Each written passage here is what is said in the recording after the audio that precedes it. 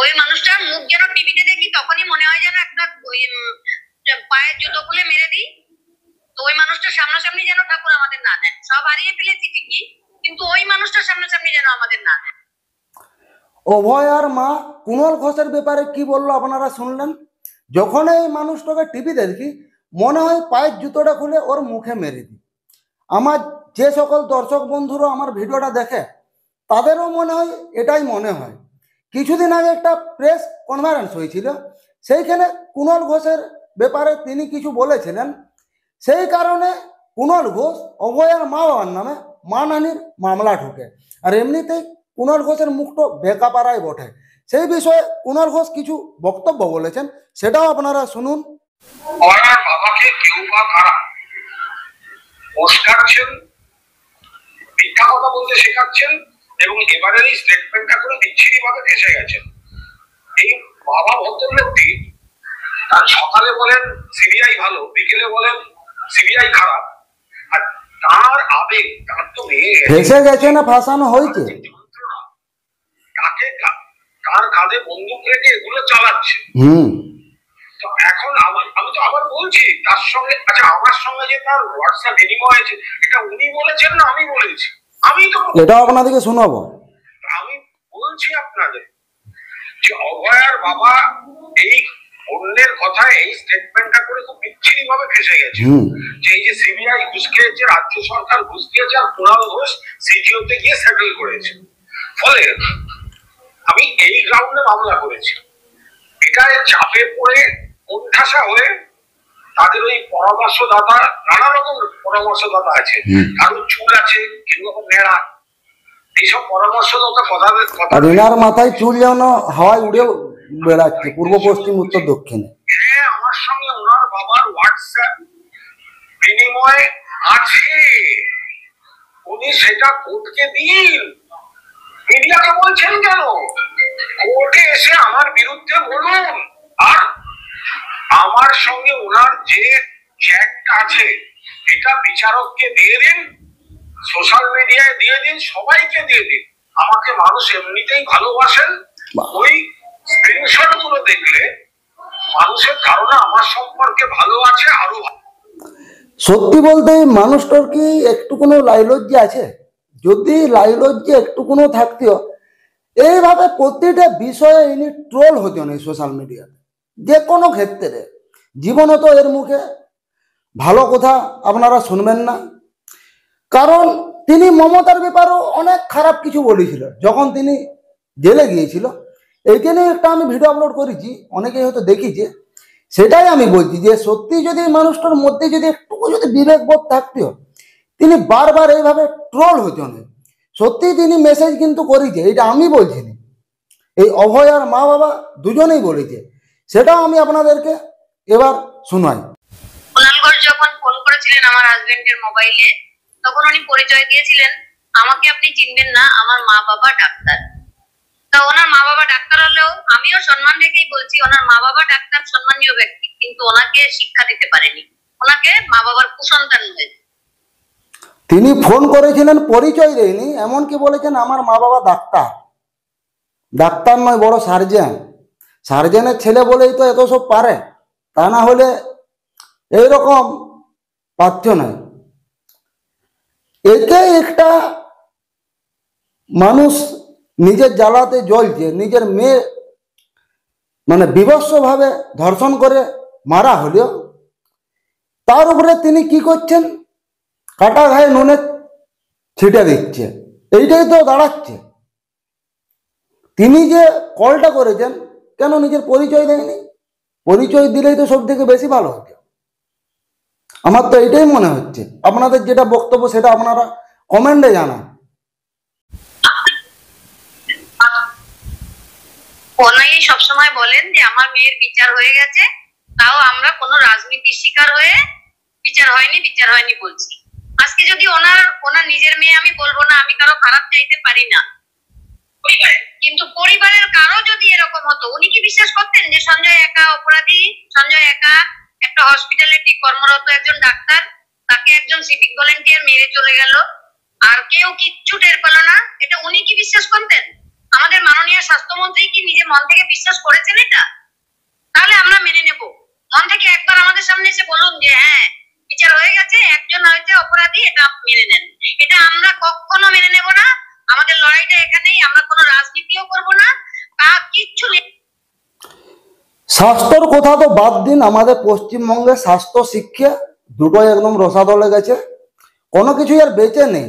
কিন্তু এখানে যে বললেন আমাদের কুণাল ঘোষ, যে তিনি বলছেন নাকি তার মেয়ের বিচার হয়ে গেছে। আরজি করে এত বড় কাণ্ডটা ঘটলেও একমাত্র দায়ী সঞ্জয়, বুঝতে পারছেন? ধর্ষণের মতো একটা কেসের দায়ী একজন শুধু সঞ্জয়। এটা কি মানুষ বিশ্বাস করবে? জনগণ বিশ্বাস করবে? কোনো মতে এটা সম্ভব নয়। একজনের শুধু নাম নেওয়া হচ্ছে, বাকিজন কোথায়? গায়ে হাওয়া লাগিয়ে ঘুরে বেড়াচ্ছে। আপনি যদি এতই ন্যায্যবাদী হতেন তাহলে এই বিষয়টাতে লড়তেন ন্যায্যের বিরুদ্ধে, কিন্তু তা তিনি করছেন কি? আপনি উল্টো গান গাইছেন, উল্টো তার মা বাবাকে হ্যারাসমেন্ট করছেন, এর থেকে বেশি কিছু না। প্রথমে কথা দিয়ে নম্বর জোগাড় করে আমার হাজবেন্ডের অনেক বড় মেসেজ পাঠিয়েছিলেন মোবাইলে। প্রথমে আমার হাজবেন্ড চিনতে পারেননি, কিন্তু আমি ঠিক চিনেছি ওনার গলার স্বর। আমি প্রত্যেকে ফোন যখন ওনার কাছে এসেছে তখন আমি বুঝতে পেরেছি উনি কুণাল ঘোষ। আমি ওনাকে গিয়ে বলছি, কেন ওনার সঙ্গে কথা বলছো? তুমি কথা বলো না এনার সঙ্গে, মানে ওনাকে ব্লক করে দাও। কিন্তু উনি সবসময় মেসেজ করতেন, বলতেন না ঠিক আছে মেসেজ করবো না, উনি হয়তো আমাদের সাহায্য করবেন। এনার ভয়েসটা এতই মিষ্টি, মানে রসগোল্লার থেকেও মিষ্টি। যে কোনো মানুষ একবার যখনই শুনবে বুঝে নিবে এটা আমাদের এই বাবু। মানে তিনি ফার্স্ট কলটা করেছে, যেটা অভয়ার বাবা মায়ের মুখ থেকে শোনা যাচ্ছে। তার উপর উল্টো তিনি কি করলেন? তার বাবা মায়ের নামে মানহানির মামলা করলেন। তিনি যদি এতই ন্যায্যবাদী হতেন, তিনি নিজের মেয়ের জন্য লড়ছিলেন ন্যায্য বিচার পাওয়ার জন্য। কিছুদিন আগে নবান্ন যে ঘটনাটি ঘটল, তার মায়ের উপর হামলা চালানো হলো, কেন সেই বিষয়ে তিনি কোনো কিছু বললেন না? তিনি বলেছেন, উল্টো বলেছেন এই আন্দোলনটাকে বিজেপি দল সাপোর্ট করেছে।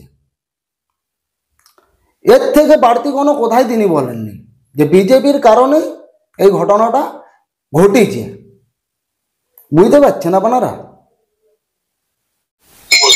আমার ওয়াইফকে মারবে না, এটা আমি 100% গ্যারান্টি দিয়ে বলতে পারি। প্রস্তাব আজ থেকে যখন রাজনীতি করতো না বা রাজনীতি কি পরিচয় ছিল জানতাম না, যখন প্রথম যেতে রাজনীতি তার কি পরিচয় জানতাম না, এখন কিছু কিছু পরিচয় জানি। যখন থেকে আমি প্রস্তাবকে জানি, প্রস্তাব করে এসব করবে না। আমার মেয়ের পেশেন্ট ছিল, এছাড়াও আমার যে মেয়ের যার সঙ্গে আমার মেয়ের বিয়েরও কথা ছিল, ওরা দুজনই মানে বন্ধু। সেই অর্থে আমাদের বাড়িতে প্রস্তাব যাতায়াত ছিল, পরিচয় ছিল। মানে এনার মেয়ের ব্যাপারে যে কথাটা বললো সেটা তো আপনারা শুনলেন।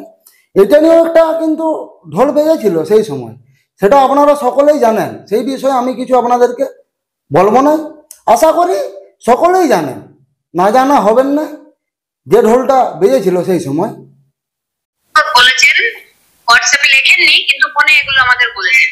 টাকা নিয়ে সেটেল হয়ে যেতে, এমনকি ভোটেও দাঁড়াতে ওনাদের সঙ্গে। আমাদের একমাত্র মেয়ে চলে গেছে, আমরা কোনো রাজনীতি চাই না, আমাদের কোনো মাথা খারাপও হয়ে যায়নি। যে যাই বলুক, আমরা কি কোনো অপরাধ করেছি?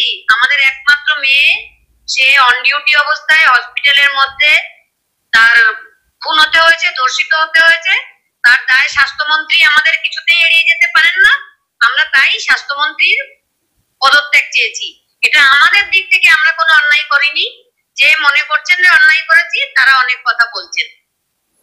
একজন মেয়ে অন ডিউটি অবস্থায় কিছু জঙ্গলি মানুষদের হাতে ধর্ষণ হয়ে মারা গেল, একজন মা বাবার কোল খালি হয়ে গেল। তারপর কি বলছেন এ রাজ্যের সরকার? সেটেলমেন্ট, ভোটে দাঁড়ান, টিকিট পর্যন্ত দেওয়া হবে। বুঝতে পারছেন রাজ্যের অবস্থা? মানে আপনার পরিবারের সঙ্গে যদি কিছু হয়, টাকা তো পাবেনই, এমনকি ভোটের টিকিটও পর্যন্ত পাবেন। যেটা অভয়ার মায়ের মুখ থেকে শুনলাম, মানে এটা শোনার পরে পরিষ্কার হয়ে গেল যে আমাদের রাজ্যের মধ্যে এইসবই চলছে, আদার্স কিছু চলে না। আমরা কোনো অন্যায় করিনি। আর আমরা যে কোনো রাজনীতি না করে মেয়ের বিচার ছিনিয়ে আনবো, যে প্রতিজ্ঞা করেছি সেই প্রতিজ্ঞাতে আমরা অনড়ই থাকবো এবং সেটা দেখিয়েও দেবো। এটা অবশ্যই বিভ্রান্ত করার চেষ্টা করা কিচ্ছু না, যেহেতু ওরা পুলিশকে ব্যবহার করে বিভিন্ন নোটিশ পাঠিয়ে হ্যারাসমেন্ট করার চেষ্টা করে, আমাদের সেটা সুযোগ পাচ্ছে না, হয়তো খুঁজছে যদিও, অবশ্যই সুযোগ খুঁজছে, কিন্তু সেই সুযোগটা হয়তো পাচ্ছে না কোনো কারণে, সেই জন্য একটা সুযোগ পেয়েছে এবং এটা একটা কি বলবো একটা মানে চাল চক্র তৈরি করে আমাকে এরকম ভাবে একটা সমস্যার মধ্যে। কথা তো আপনারা শুনলেন অভয়ার বাবা মায়ের মুখ থেকে। ওনার তো মেয়ে তো ধর্ষণ হয়েছে, তিনি ন্যায্য বিচারের জন্য লড়ছেন, তার মেয়ে যেন ন্যায্য বিচার পায়। মানে সেই প্রসঙ্গে তো আমাদের রাজ্য সরকার কোনো কথাই বলতে দিচ্ছে না, আন্দোলন করছে ন্যায্য বিচার পাওয়ার জন্য। সেখানে তো পুলিশের লাঠিচার্জ চলছেই, এমনকি আপনারা তো শুনলেনই সেটেলমেন্টের কথাও আসছে, ভোটে দাঁড় করানোরও কথা আসছে, যাতে এই ক্যাসেটটা ধামাচাপা হয়ে যায়।